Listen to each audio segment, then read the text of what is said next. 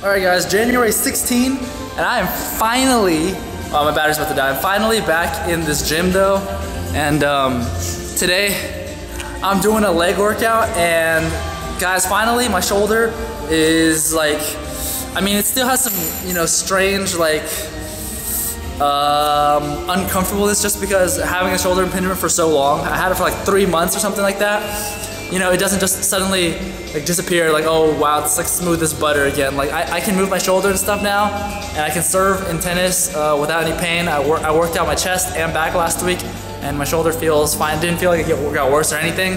Felt pretty good, but there's still some like uncomfortableness about it. Like it's like a little like stiff, or it's like not like, it's not smooth like butter like I would like it to be, but you know, it's not that bad. But I'm doing legs today, and how I healed the shoulder, like I told you in a video that I posted like maybe like a week ago or something, I was gonna take some time off. I actually took like a whole month off just from going to the gym. Like I didn't go to the gym.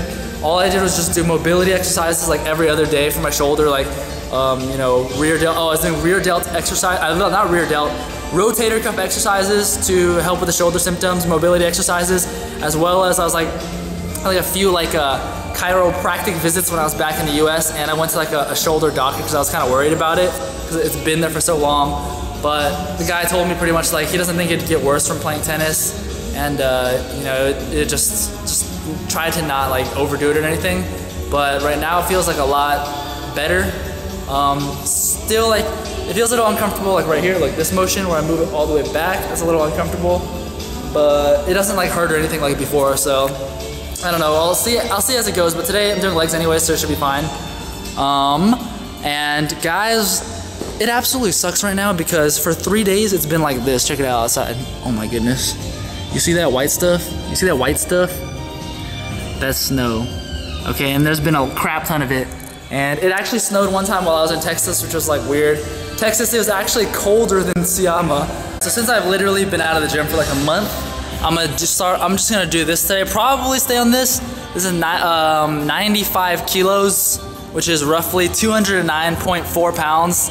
So I'm gonna be doing this for 4 sets of 8 or something like that, just to kind of get back into it, make sure my form's decent and stuff like that. So here we go, set number 1.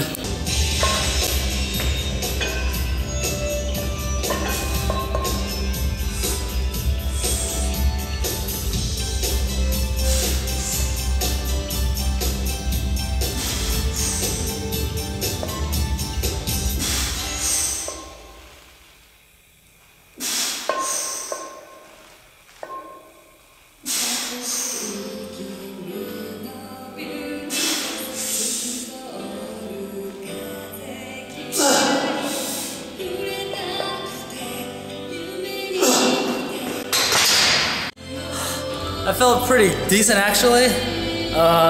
Looking at the video, I can see that on my form, it's actually pretty decent. The bar path's pretty straight, except like towards the last few reps, I like go down and like dip forward a little bit, so that's a little bit not good. So I'll try to fix that in the upcoming 3 sets.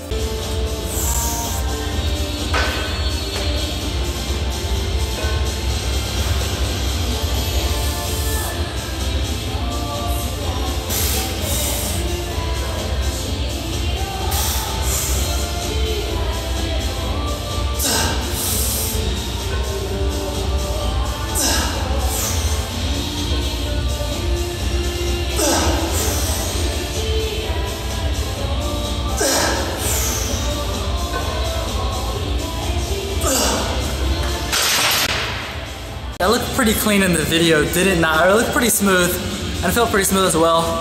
And speaking of clean, I recently just, this is completely random, but I bought a new bottle of conditioner, and it's like Pantene in Japan, and every time I go down on the squat and come back up, I can smell it. It smells pretty good. I've been doing a bunch of mobility stuff, like just rolling myself out, not with like the foam roller, but like with the lacrosse ball, you know, and just doing stretches and things like that to release tension in the muscles.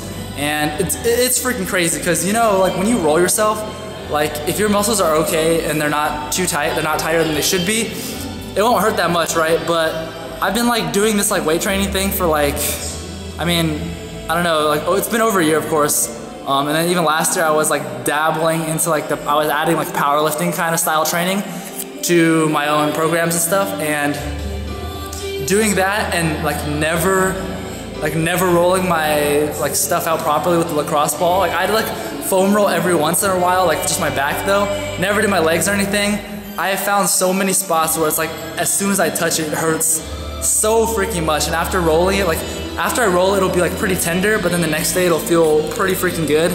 And I think it's like super important, especially like, I think probably, I'm not sure on this, but I mean, I never experienced any like injuries really when I was doing just like bodybuilding style training, like not going too heavy, but just doing things to hit that like 8 to 12 rep range, you know, because that's not so crazy to where your form just completely gets messed up and you know, your risk to injure yourself. But when I started doing like the powerlifting style training, it's like, yeah, that stuff gets pretty heavy, you know, and you're at a lot higher risk to injure yourself because of your form starting to break down on the heavier reps. And even through all that, I never, you know, rolled myself out. And then once I started playing tennis again, like getting serious into tennis practice and stuff like that, just like with how tight my muscles had gotten over the time, it was so easy for me to get injured. And I'm pretty sure, I believe, that's why I've been getting so many freaking injuries from tennis lately. Like my legs are so messed up right now, and I mean, they're not so messed up, but my legs, they're not like perfect right now. My calves are kind of messed up a little bit. But yeah, so I've been very focused on mobility work and rolling things out and keeping my muscles loose, in addition to moving forward. I mean, I've been doing that since I've not been going to the gym, you know, but as well as moving forward, I think it's very important to do those things as well. It's probably not as big of a deal if you're just doing bodybuilding type training, because you're not really putting yourself too much at risk of hurting yourself. But I mean, it's better than not. But if you want an excuse to not do it, then, you know, maybe you can tell yourself, I'm bodybuilding style, so it's not a big deal. But if you're doing sports, like powerlifting style and stuff, I think it's definitely important to do. So, yep.